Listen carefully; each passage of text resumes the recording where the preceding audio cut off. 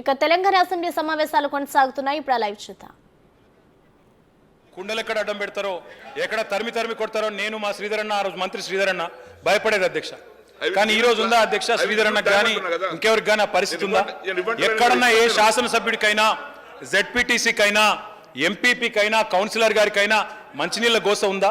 ఎక్కడన్నా ఇబ్బంది ఉందా? బ్రహ్మాండంగా ఈరోజు మిషన్ భగీరథ అనే కార్యక్రమాన్ని తీసుకొచ్చి తెలంగాణ ఆడబిడ్డల కన్నీళ్లు తుడిచి వారికి గోదావరి కృష్ణా జలాలను తీసుకొచ్చి ఉపరితల నీటిని బ్రహ్మాండంగా ఇంటి ముందు నల్లాబెట్టి నీళ్ళు ఇచ్చిన ముఖ్యమంత్రి దేశంలో ఎవరైనా ఉన్నారా అధ్యక్ష? కేసీఆర్ గారు తప్ప. అధ్యక్ష ఇక వాళ్ళ నీతి ఎట్లుంటుందంటే అధ్యక్ష, ఈ మిషన్ భగీరథ ప్రారంభించిన తర్వాత నీతి ఆయోగ్ వాళ్ళు వచ్చారు అధ్యక్ష. నీతి ఆయోగ్ వాళ్ళు వచ్చి తెలంగాణలోని తాగునీటి కష్టాలకు శాశ్వతంగా చెక్కు పెట్టే ఈ పథకం ఆచరణాత్మకం, అనుసరణీయం, ఇది దేశమంతా రెప్లికేట్ చేయండి, బాగా చేయండి అని చెప్పి 19,000 కోట్లు ఇవ్వండి అని చెప్పి ఒక సిఫారసు చేసింది అధ్యక్ష కేంద్ర ప్రభుత్వం. అధ్యక్ష వీళ్ళది ఎట్లాంటి ప్రభుత్వం అంటే మా పథకాన్నేమో కాపీ కొట్టుకున్నారు, మిషన్ భగీరథను కాపీ కొట్టి హర్ ఘర్ జల్ అని పెట్టినదు. అది ఏం లేదు, ఉత్తదే అధ్యక్ష, ఉత్త డైలాగ్ తప్ప ఏం లేదు. హర్ ఘర్ జల్ అన్నారు. కానీ 19,000 కోట్లు ఇవ్వాలన్న నీతి ఆయోగ్ సిఫారసును మాత్రం నీతి లేకుండా, రీతి లేకుండా తుంగలో దొక్కినారు. 19 పైసలు కూడా ఇయ్యని దుర్మార్గమైన ప్రభుత్వం అక్కడ కేంద్రంలో ఉంది అధ్యక్ష. తెలంగాణలో ఇవాళ ఫ్లోరైడ్ లేదు, ఏం చెప్పడం కాదు, కేంద్ర ప్రభుత్వమే స్వయంగా పార్లమెంటులో ప్రకటించిన విషయాన్ని నేను గుర్తు చేస్తా ఉన్నాను. ఇది గర్వకారణం కాదా అధ్యక్ష? దశాబ్దాల ఫ్లోరైడ్ సమస్యను తుడిచిపెట్టి, మీకు గుర్తుండాల, మొన్ననే తమ్ముడు అంశాల స్వామి చనిపోయింది, దురదృష్టవశాత్తు ఒక యాక్సిడెంట్లో చనిపోయినాడు. వారికి మా సంతాపం కూడా అధ్యక్ష, శాసనసభ వేదికగా. అధ్యక్ష అట్లాంటి తమ్ముడు ఆనాడు ఆయనను తీసుకొని పోయి ప్రధానమంత్రి గారి టేబుల్ మీద పడుకోబెట్టిన సమస్య పరిష్కారం కాలే. వాజ్పేయి గారి టేబుల్ మీద ఆనాడు కేంద్ర మంత్రి దత్తాత్రేయ తీసుకొని పోయి పండబెట్టిండు. చూడండి సార్, ఇంత దుస్థితి ఉన్నది మా నల్గొండ పిల్లలదని. కానీ సమస్య పరిష్కారం కాలే, మనసు రాలే. ఇలా కేసీఆర్ అయిన తర్వాత అంశాల స్వామి అయినా, దుశ్చర్ల సత్యనారాయణ అయినా, కంచికట్ల సుభాష్ అయినా, ఇట్లాంటి ఎంతోమంది పోరాట యోధులు, వాళ్ళందరి పోరాటం ఫలించింది. బ్రహ్మాండంగా ఈరోజు ఇంటింటికి తాగునీళ్ళు వచ్చినాయి. ఫ్లోరైడ్ సమస్య శాశ్వతంగా పోయింది. దేశానికే తెలంగాణ ఆదర్శం. నేను ఎందుకన్నా అంటే ఇవాళ తెలంగాణను కాపీ కొట్టి హర్ ఘర్ జల్ అంటున్నారు. హర్ ఘర్ మే జల్ లాओ, कोई बात नहीं, अच्छी बात है. हर घर में जहर मत फैलाओ, हर दिमाग में दिल में जहर मत भरो, यही बोल रहे हैं आपसे. ఇంటింటికి నీళ్ళు ఇవ్వండి, ప్రతి గుండెలో విషం నింపకండి, ప్రతి మనసులో విషం నింపకండి, మతం పేరిట చిచ్చు పెట్టకండి, చిల్లర రాజకీయం చేయకండి అని మాత్రం విజ్ఞప్తి చేస్తా ఉన్నాను అధ్యక్ష. మా ప్రజాకవి కాళోజీ గారు, రాణి వాసంలోన రంజిల్లు రాజా, రైతు బాధలు తీర్చి రక్షించలేవా, పట్టణపు సొగసుకై పాటుబడు రాజా, పల్లెకందము గుర్చుపోయలేదా అని పల్లెల గురించి బాధతోని, మనోవేదనతో ఒక పాట రాసింది అధ్యక్ష. ఆనాటి పాలకులను ప్రశ్నించారు కాంగ్రెస్ వాళ్ళు అధ్యక్ష. వాళ్ళకి ఏదో ఒక ప్రాధాన్యత ఉంటుంది అధ్యక్ష, ఎక్కువ వరకు వాళ్ళ స్వప్రాధాన్యతలు ఎక్కువ ఉండే. కానీ మా ప్రభుత్వం వచ్చిన తర్వాత అధ్యక్ష ఈరోజు పల్లె మురిసిపోతుంది, పట్టణం మెరిసిపోతుంది. ఇది నేను చెప్పడం లేదు, కేంద్ర ప్రభుత్వమే చెప్తోంది. సంసద్ ఆదర్శ్ గ్రామీణ యోజనలో టాప్ 20 విలేజెస్ ఎక్కడున్నాయంటే 19 తెలంగాణలో ఉన్నాయన్న మాట నేను గుర్తు చేస్తా ఉన్నా. Highest number of Swachh Survekshan awards in this country for municipalities. 2వ స్థానంలో మొత్తం దేశంలోని 28 రాష్ట్రాల్లో తెలంగాణ ఉంది 26 అవార్డులతో. ఇది కాదా పట్టణ ప్రగతి, పల్లె ప్రగతి? వాస్తవం కాదా? మీ నియోజకవర్గాల్లో పనులు జరగడం లేదా? దయచేసి ఆలోచించమని కోరుతా ఉన్నా అధ్యక్ష. టీఎస్ బీపాస్ లాంటి చట్టం తెచ్చినా, నూతన పంచాయతీరాజ్ చట్టం తెచ్చినా, పురపాలక చట్టం తెచ్చినా, పారిశుద్ధ్య కార్మికుల జీతాలు పెంచినా, నేను ఒక్కటే అడుగుతా ఉన్నా అధ్యక్ష, పల్లెలు కేసీఆర్ గారు రాకముందు ఎట్లుండే, వచ్చినాక ఎట్లున్నాయి అధ్యక్ష? ఈరోజు ప్రతి పల్లెలో ఒక ప్రకృతి వనం, ఒక పార్కు. పట్టణాల్లో ఉంటాయి అధ్యక్ష పార్కులు సాధారణంగా. ఇలా పల్లెకు పార్కులు వచ్చినాయి, పల్లెకు నర్సరీలు వచ్చినాయి, డంపింగ్ యార్డులు వచ్చినాయి. పేపర్లో వార్తలు చూస్తుంటాం, ఒరిస్సాలో ఎవరో చనిపోతే 30 కిలోమీటర్ల పాటు సైకిల్ మీద శవాన్ని తీసుకొని పోయినారు అని, దాన సంస్కారాలు చేసే స్థలం లేక. అట్లాంటి పరిస్థితులు ఈరోజు తెలంగాణలో ఉన్నాయా? ప్రతి ఊర్లో ఒక వైకుంఠ ధామం, ఒక ఖనన వాటిక, దహన వాటిక, పల్లెల్లో పట్టణాల్లో క్రీడా ప్రాంగణాలు, పల్లెల్లో పట్టణాల్లో LED దీపాలు. ఇవన్నీ కావా? మాకు అవార్డులు రివార్డులు ఇస్తుంది మీరు కాదా? ఢిల్లీలో ఉన్న వాళ్ళేమో అవార్డులు ఇస్తారు, గల్లీలో ఉన్న వాళ్ళేమో విమర్శలు చేస్తారు. దయచేసి నేను ఒకటే అడుగుతాను, ఇప్పుడే మంత్రి గారిని అడిగినా, మీరు అడిగినాక సర్పంచులకు ఏమో పైసలు వస్తలేవు అంటారు మీరు. సర్పంచులకు మీరే బాకీ ఉన్నారు. నరేగా నిధులు 1100 కోట్లు విడుదల చేయకుండా వాటిని తొక్కి పెడుతున్నది కేంద్ర ప్రభుత్వం. ఇప్పుడే ఆర్థిక మంత్రి గారిని చెక్ చేసుకొని మరీ చెప్తా ఉన్నా, విడుదల చేయించండి. మోడీ భజన కాదు, విభజన హామీలు నెరవేర్చండి. మోడీ భజన కాదు, విభజన హామీలు, విభజన చట్టంలో ఇచ్చిన హామీలు నెరవేర్చండి. ఇచ్చిన హామీలు నెరవేర్చండి. చట్టం ప్రకారం ఇచ్చిన మరి తెలంగాణకి ఇచ్చిన హక్కులను నెరవేర్చండి. ఒకటి రెండు కాదు అధ్యక్ష, ఇంకా చెప్పాలంటే చాలా ఉన్నాయి. ఇవాళ ముఖ్యమంత్రి గారి నాయకత్వంలో శాంతి భద్రతలు కానీ ఇవన్నీ చేసుకుంటా ఉన్నాం. మా రమణారెడ్డి గారు, వెంకటరమణారెడ్డి గారు, భూపాలపల్లి ఎమ్మెల్యే గారు వారు వచ్చి ప్రత్యేకంగా కోరినారు. సింగరేణి కార్మికుల గురించి చెప్పాలన్నా, ఎందుకంటే కేంద్ర ప్రభుత్వం ఒక దుర్మార్గమైన కార్యక్రమానికి తెరదీసింది. సింగరేణిని ప్రైవేట్ చేసే కథ చేస్తున్నది, చెప్పాలా మీరు తప్పకుండా అన్నారు. మన ప్రభుత్వం యొక్క స్టాండ్ చెప్పాలి అన్నారు. అధ్యక్ష, I would like to go on record. గుజరాత్లో గుజరాత్ మినరల్ డెవలప్మెంట్ కార్పొరేషన్ అడిగితే 4 గనులను నామినేషన్ మీద ఇచ్చినారు అధ్యక్ష, 4 గనులు ఇచ్చినారు. కానీ తెలంగాణలో తెలంగాణ ప్రభుత్వం స్వయంగా ముఖ్యమంత్రి గారు ఉత్తరం రాసినారు, మా సింగరేణిలో మీ వాటా కూడా ఉన్నది, మాది 51, మీ 49 కావచ్చు, కానీ మీరు గనులు ఇవ్వకపోతే సింగరేణి నష్టాల బాటన పడుతుంది, 4 గనులు కేటాయించండి, సింగరేణి ప్రభుత్వ రంగ సంస్థ కాబట్టి నామినేషన్ మీద ఇవ్వచ్చు అని చెప్తే ఇయ్యలేదు అధ్యక్ష. ఇవ్వకపోగా మేము ఆక్షన్ పెడతాం, ఆక్షన్లో పాల్గొనండి, వేలంపాటలో పాల్గొనండి అని చెప్పి ఎత్తేసినట్టు మాట్లాడుతూ ఉన్నారు అధ్యక్ష.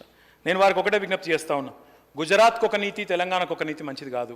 అది ప్రధానమంత్రి రాష్ట్రం కావచ్చు, కానీ ఇలా ప్రధానమంత్రి దేశానికి ప్రధానమంత్రి, మాకు వేరే ప్రధానమంత్రి లేరు తెలంగాణకు, ఆయననే, మాకు ఇష్టమున్నా లేకపోయినా ఆయననే.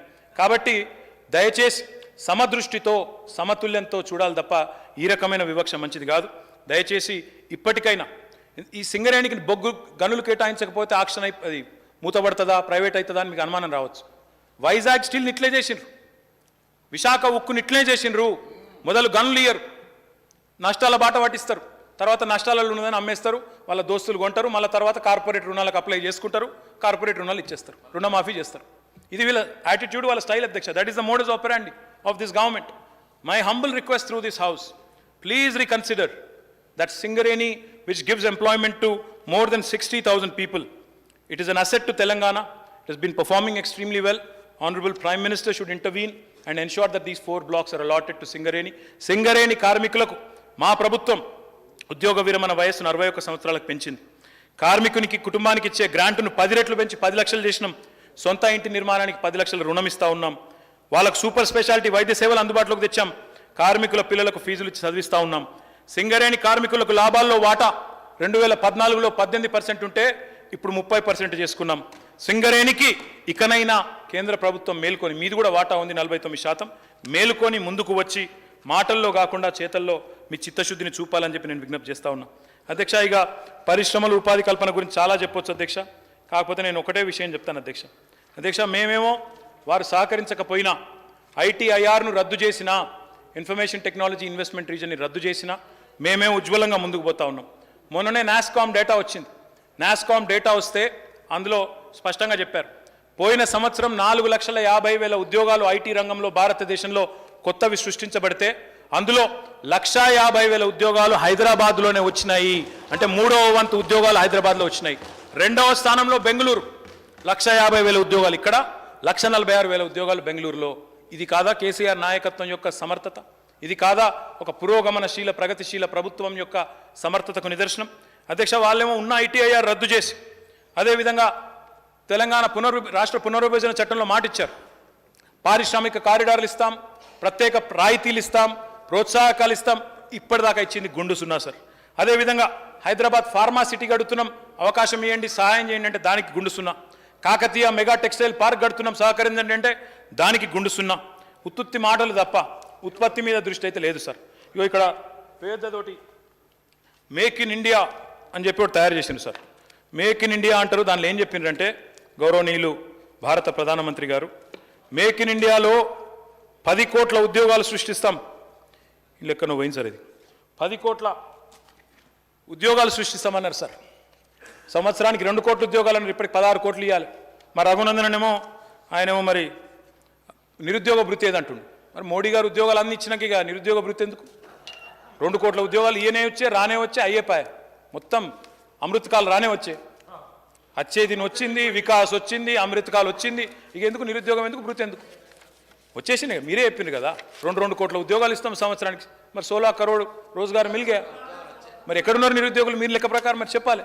అంటే ఎట్లా అంటే అధ్యక్ష, ఎంత దుర్మార్గం అంటే 2 కోట్ల ఉద్యోగాలు ఏవి అని అడిగింది అధ్యక్ష. టీవీ పొరపాటున మోడీ గారు ఒక్కసారి టీవీలకు వెళ్ళకు ఆడ ఆయన పాపం టీవీ ఆయన తెలియక అడిగిండు, సార్ నువ్వు 2 కోట్ల ఉద్యోగాలు అంటివి కదా మరి ఏమాయా అన్నాడు. అంటే ఆయన ఏమన్నాడు ఎరికన్నా మోడీ గారు, अब मैं यहाँ पे आ रहा था आपके टीवी स्टूडियो में, बाहर मैंने देखा एक पकौड़ी बंडी वाला था, एक मिर्ची बज्जी वाला था, बंडी वाला, क्या वो रोजगार नहीं है? आप उसको रोजगार नहीं मानते हो? అంటే పకోడీ లేసులు కూడా మోడీ గారు గొప్పతనం అన్నమాట అధ్యక్ష. బఠానీలు అమ్మేటోడు మోడీ గొప్పతనమే, ఇడ్లీ బండి పెట్టుకున్నాడు మోడీ ఉద్యోగమే. ఇదా అధ్యక్ష ఉద్యోగాలు వీళ్ళు చెప్పినాయి? అంటే ఇంత అన్యాయపు మాటలు అధ్యక్ష. కానీ మేము అట్లా కాదు అధ్యక్ష. ఇప్పుడే నేను చెప్పాను, ఆ కంటి వెలుగులో ఇచ్చే అద్దాలు కానీ తెలంగాణ ఈరోజు बात करोड़ों में करते साहब, काम पकौड़ों में करते, वही प्रॉब्लम इनके साथ वही है. बात 2 करोड़ रोजगार की हुई थी, काम पकौड़ों में चल रहा है इनका. ऐसा ही है साहब उनका. साहब आज तेलंगाना में बोलता हूँ साहब, तेलंगाना में मुझे लगा आपको भूख लग रही इसी इस वास्ते नहीं बोला था. తెలంగాణ में సార్ ఈరోజు వీళ్ళు ఆపినంత మాత్రం ఇది అవతలేదు సార్. ఈరోజు తెలంగాణ పరిశ్రమల ప్రస్థానం చూస్తే చాక్లెట్ నుంచి రాకెట్ దాకా, ఎల్ఈడి లైట్ నుంచి శాటిలైట్ దాకా, టైల్స్ నుంచి టెక్స్టైల్స్ దాకా, ట్రాక్టర్ నుంచి హెలికాప్టర్ దాకా, ఎర్ర బస్సు నుంచి ఎలక్ట్రిక్ బస్సు దాకా, ఎలక్ట్రిక్ బస్సు నుంచి ఎయిర్ బస్సు దాకా, యాప్స్ నుంచి గూగుల్ మ్యాప్స్ దాకా ప్రతి పరిశ్రమకు గమ్యస్థానం కేసీఆర్ నాయకత్వంలోని తెలంగాణ. మీరు ఆపితే కూడా ఆగది, మీరు ఆపితే కూడా ఆగది. మీరు కులుకునేటట్టు పెరుగుతాం తప్ప మీరు ఎన్ని కాళ్ళడ్డం పెట్టినా ఎన్ని కథలు చేసినా ఆగేది మాత్రం లేదు. Sir, a leader, a real leader is someone who thinks about next generation, not next election. We are not perennially in election mode, sir. మా ముఖ్యమంత్రి గారు ఒక కార్యక్రమం తీసుకున్నారు, హరితహారం. చెట్లకైతే ఓట్లు లేవు కదా సార్, చెట్లకైతే ఓట్లు ఉండయి. కానీ ఎందుకు తీసుకున్నాం సార్ ప్రోగ్రామ్? మేము పిల్లలు బాగుండాలి, భవిష్యత్ తరాలు బాగుండాలి, పర్యావరణం బాగుండాలని ప్రోగ్రాం తీసుకొని బ్రెజిల్ తర్వాత, చైనా తర్వాత 3rd largest effort in human history, not India, sir. 3rd largest effort in human history. 271 కోట్ల మొక్కలు పెట్టిన ముఖ్యమంత్రి ఎవరైనా ఉన్నారా సార్? ఇంత పెద్ద ఎత్తున ప్రోగ్రాం తీసుకొని పంచాయతీల్లో, మున్సిపాలిటీల్లో బడ్జెట్, గ్రీన్ బడ్జెట్ అని పెట్టి పటిష్టమైన ప్రణాళిక రూపొందించి ఒక మిషన్ మోడ్లో పనిచేసిన ముఖ్యమంత్రి పర్యావరణం మీద ఎవరైనా ఉన్నారా? మేం చెప్పడం కాదు, ఫారెస్ట్ సర్వే ఆఫ్ ఇండియా వాళ్ళే చెప్పిండ్రు. 7.7% పెరిగింది తెలంగాణలో గ్రీన్ కవర్ అని వాళ్ళే చెప్తా ఉన్నారు. 9,950 కోట్ల రూపాయలు ఖర్చు పెట్టాం సార్. ఇంకా కూడా తెలంగాణ పిల్లల కోసం, భవిష్యత్తు కోసం ముఖ్యమంత్రి గారు తప్పకుండా బడ్జెట్లో కూడా కేటాయింపులు చేస్తారన్న విశ్వాసం నాకుంది. వరల్డ్స్ గ్రీన్ సిటీగా హైదరాబాద్, ప్యారిస్ని, బొగోటాని, మెక్సికో సిటీని అధిగమించి మనకు అవార్డు వస్తే అది గర్వకారణం కాదా? మొత్తం భారతదేశంలో ఎవరికన్నా వచ్చిందా? మరి దాన్ని కూడా మంకీ బాత్లో చెప్పేస్తలేదా? మంకీ బాత్ ఏదో బాత్ ఉంటుంది కదా, 15 రోజులకు ఒకసారి బాతా కానీ అలా చెప్పేస్తలేదా? ఒక్కసారి మన హైదరాబాద్కి అవార్డు వస్తే మా హైదరాబాద్ వేరే ప్రధానమంత్రి ఎవరన్నా అలాగే వెళ్ళి వస్తలేదు ఎందుకో? ఏదో అన్ని చిన్న చిన్న చెప్తారు, గాడేదో అయింది, బోయిన్పల్లిలో ఏదో అయింది, ఇంకేదో అయిందని చెప్తారు, బన్సీలాల్పేట స్టెప్ వెల్ గురించి చెప్తారు. మరి ఇంత పెద్ద అవార్డు వస్తే చెప్పరా? రాదు, మనసులో లేదు.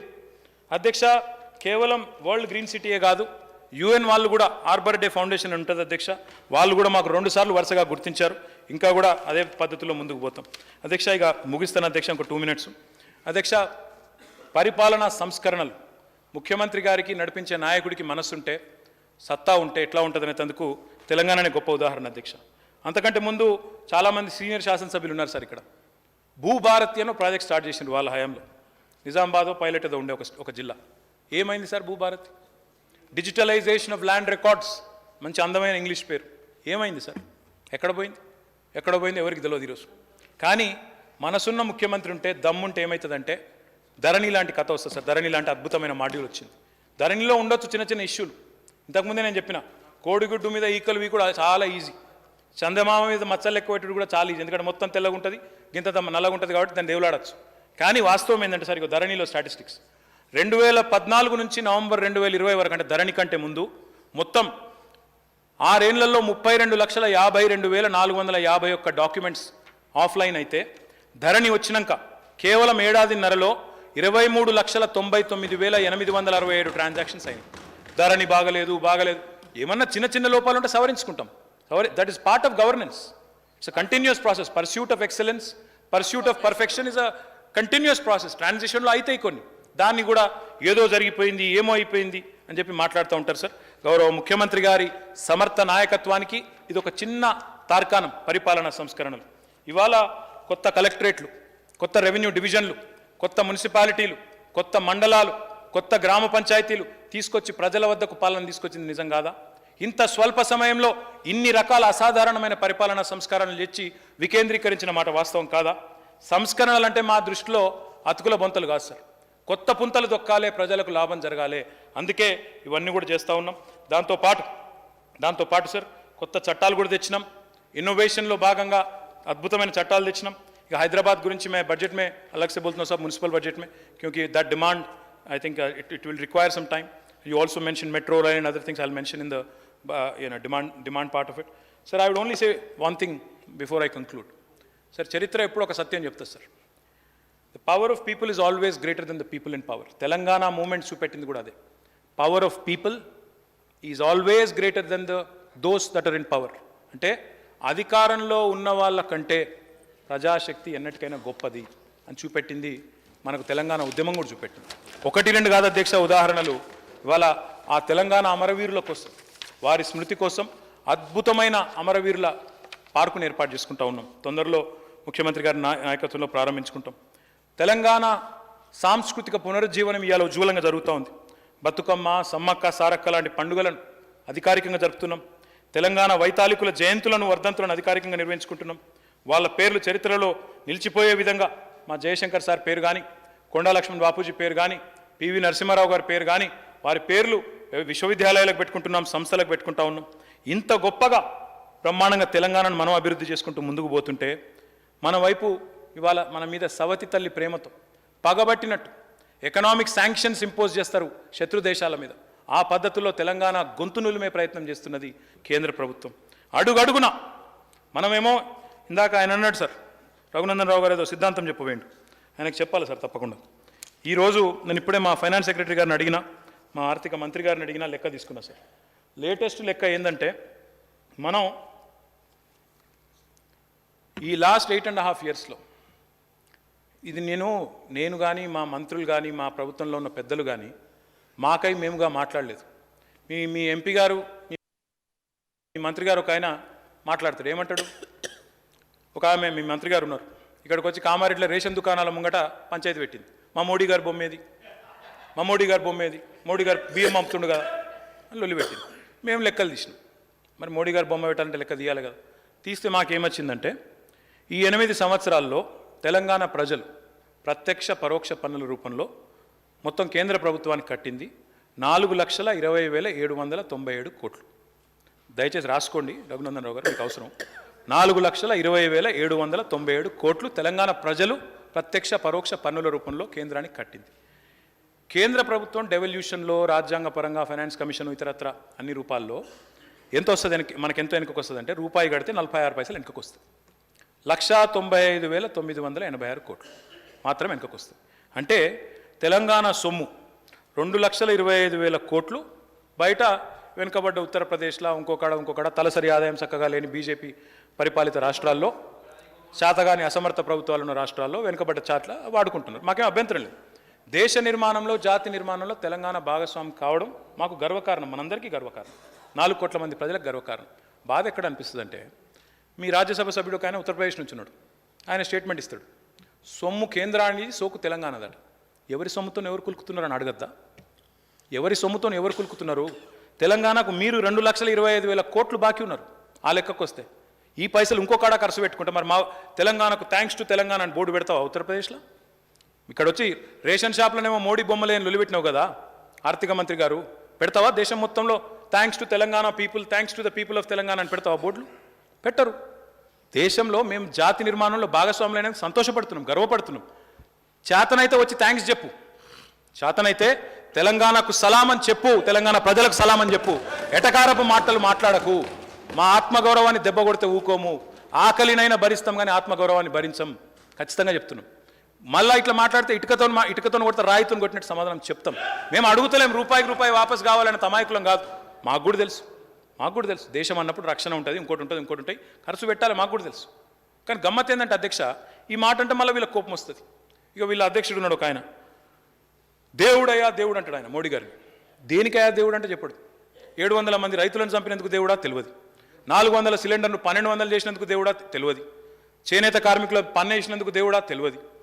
అసలు ఎందుకు దేవుడు? విద్యార్థులకు తెలంగాణకు ఒక్క విద్యాసంస్థ లేదు, ఒక్క విద్యాసంస్థ ఇయ్యడు అధ్యక్ష. ఒక్క మెడికల్ కాలేజ్ ఇయర్ 8.5 ఏళ్లలో ఒక్క విద్యాసంస్థ, ఒక్క నవోదయ పాఠశాల, ఒక్క నర్సింగ్ కళాశాల ఒక్కటి ఇయర్ మా విద్యార్థులకు. దేవుడా? ఎవరికి దేవుడు? ఎందుకు దేవుడు? 70 రూపాయలున్న పెట్రోలు 110 చేసినందుకు దేవుడా? ఈ మాట దయచేసి మా మిత్రులు కూడా దయచేసి జాగ్రత్త వినాల. అధ్యక్ష, 2 రకాల ధరలు ఉంటాయి. ముడి చమురు ధర ఉంటుంది, క్రూడ్ ఆయిల్ ప్రైస్. 2014లో ముడి చమురు ధర it was around $90 per barrel, 2014. Even today in 2023 it's around the same number, in fact it's lesser. ముడి చమురు ధర మారలేదు, మధ్యలో పెరిగింది తగ్గింది మళ్ళీ గాడికే ఉంది. కానీ మోడీ చమురు ధర మాత్రం పెరిగింది. మోడీ చమురు ధర 70 రూపాయల నుండి 110 అయింది. వీళ్ళు మాట్లాడతారు అధ్యక్ష, మొత్తం కేసీఆరే చేసిండు. కేసీఆర్ గారు ఉన్నది ఒక రాష్ట్రానికి ముఖ్యమంత్రి, మరి దేశమంతా పెట్రోల్ ధరలు డీజిల్ ధరలు ఎట్లా పెరిగినాయి? దేశమంతా ఉప్పు పప్పు మొత్తం కారం అన్ని పిరమిడ్లైనాయి, అది కేసీఆర్ చేసిందా? అంటే ముడి చమురు ధర మారదు, మోడీ చమురు ధర మాత్రం పెరుగుతుంది. ఏమైంది అధ్యక్ష? 30 లక్షల కోట్లు అడిషనల్ ఎక్సైజ్ డ్యూటీ అని సెస్సులను వేసి 30 లక్షల కోట్లు ప్రజల ముక్కు విండి వసూలు చేస్తూ ఉన్నారు. అందుకోసమా దేవుడు? ఎందుకు దేవుడు? 70 రూపాయలు 110 చేసినందుక, 400 రూపాయల సిలిండర్ 1200 చేసినందుక, 2 కోట్ల ఉద్యోగాలు అని చెప్పి 1 కోటి ఉద్యోగాలు సృష్టించినందుక, ఇల్లు ప్రతి ఒక్కడికి ఇల్లు ఇస్తా అని చెప్పి ఇల్లు ఇయ్యనందుక, రైతుల ఆదాయం డబుల్ చేస్తానని చేయనందుక, దేనికి దేవుడు? ఎవరికి దేవుడు? ఈ మాట అంటే మళ్ళా వీళ్ళు మోడీ గారిని అంటారు అధ్యక్ష. అందుకే నేను అంటున్నా అధ్యక్ష, ఇవాళ కేంద్ర ఖజానాకు మేము తెలంగాణ ప్రజలుగా డబ్బులు కడుతున్నందుకు గర్వపడుతున్నాం. అట్లాని ఇట్లాంటి కాంట్రిబ్యూటింగ్ స్టేట్, ఇట్లాంటి గ్రోయింగ్ స్టేట్ మీద కడుపు మీద కొట్టడం సమంజసమా? ఆత్మవిమర్శ చేసుకోండి. తెలంగాణను ప్రగతి ప్రస్థానంలో పరుగులు పెట్టిస్తుంటే కేసీఆర్ గారు అండగా ఉండాల్సిన కేంద్రమే పెద్ద గండమైంది. ఈరోజు ఎకనామిక్ శాంక్షన్స్ లాగా ఇంపోజ్ చేసి దాడి చేస్తూ ఈరోజు ఒక్కటి కాదు ఒక్క రంగంలో కూడా న్యాయం చేయరు. నీళ్ల పంచాయతీ తేల్చరు, రావాల్సిన నిధులు ఇవ్వరు, విభజన హామీలు నెరవేర్చరు. సబ్కా సాత్ సబ్కా వికాస్ అంటారు, సబ్ కుచ్ బక్వాస్, ఏం లేదు, అంతా బోగస్ ముచ్చట తప్ప ఏం లేదు. అధ్యక్ష, ఈరోజు తెలంగాణకు పంజాబ్ ముఖ్యమంత్రి వచ్చి పాఠాలు నేర్చుకుంటున్నారు, ఢిల్లీ ముఖ్యమంత్రి వచ్చి దిల్సే కితాబులు ఇస్తున్నారు, కంటి వెలుగు మా దగ్గర పెడతామని చెప్తున్నారు, అమెరికా సంస్థలు అవార్డులు ఇస్తున్నాయి. అనివార్యంగా కేంద్ర మంత్రిత్వ శాఖలు కూడా అవార్డులు ఇవ్వక తప్పలేదు. మీరు సహకరించినా సహకరించకపోయినా తెలంగాణ ప్రజలకు మంచి చేయాలన్న మా నిబద్ధతను ఎవరు దెబ్బతీయలేరు.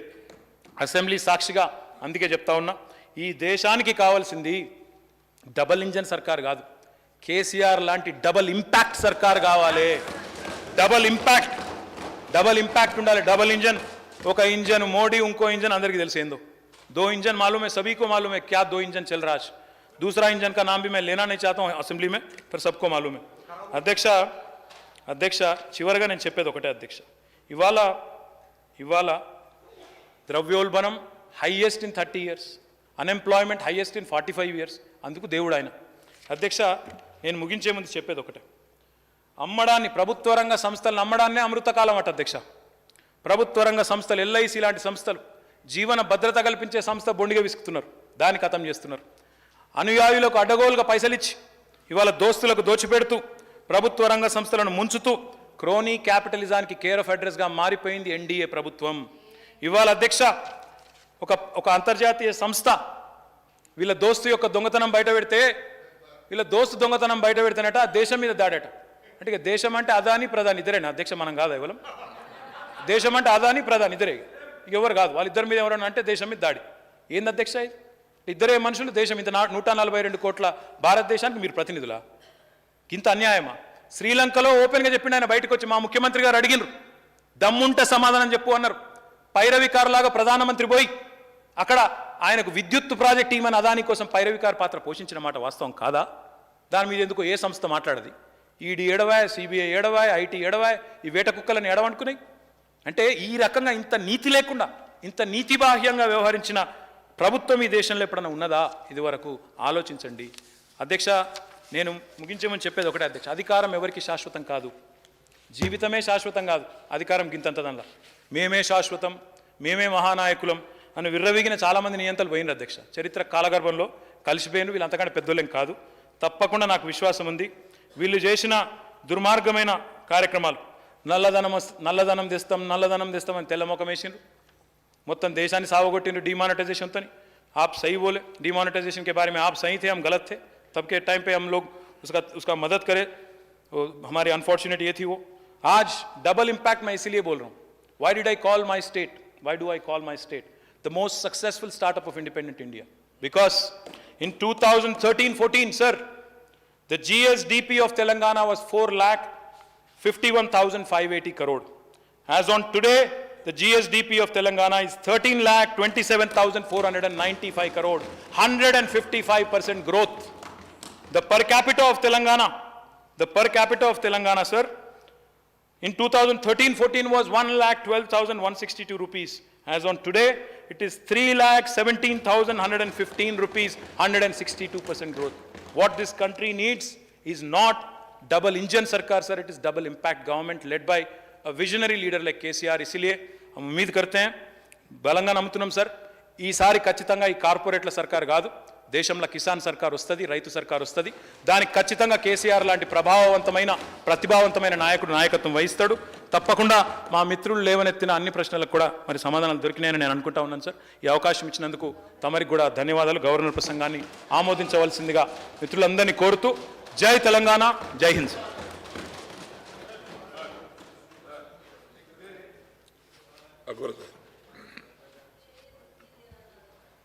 Honorable Speaker, sir. Sir, through you, I would like to seek some few clarifications. And before going ahead with the clarification, I congratulate the Honorable Minister, Mr. K.T. Ramarao, sir, for giving a very good reply. Sir, at the same time, I would like to bring to your kind notice, when the Honorable Minister for Municipal Administration was giving a reply on Governor's address. So he had said that leader of opposition, Mr. Akbaruddin Owaisi. Sir, I would like, I request the chair to kindly correct this because it will come in the records of the assembly. That needs to be corrected.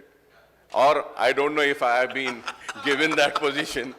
If so, I request the Honorable Minister, Honorable Speaker to please clarify on this. Yes, if yes, yes. It will be corrected. And It will be corrected.